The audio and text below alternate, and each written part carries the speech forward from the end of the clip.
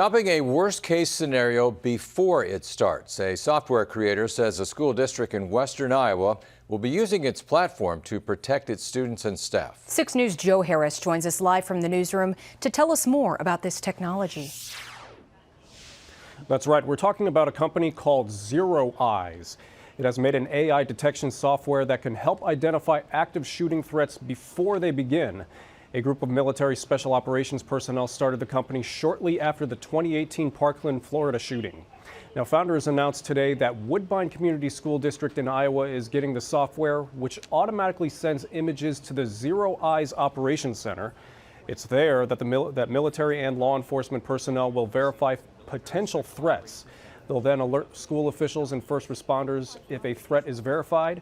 Information such as gun type, the suspect's visual description, and last known location will also be shared.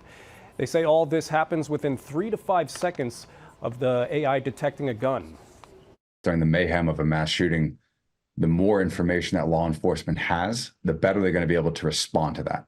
And instead of holding outside for minutes or hours, they're going to know that it's actually one shooter with a semi-automatic assault rifle as opposed to 3 or 4 shooters.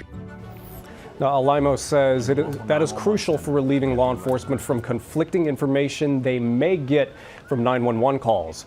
In a statement, Woodbine School District Superintendent Justin Wagner says this is an important step in a series of safety precautions they're taking to keep students and staff safe.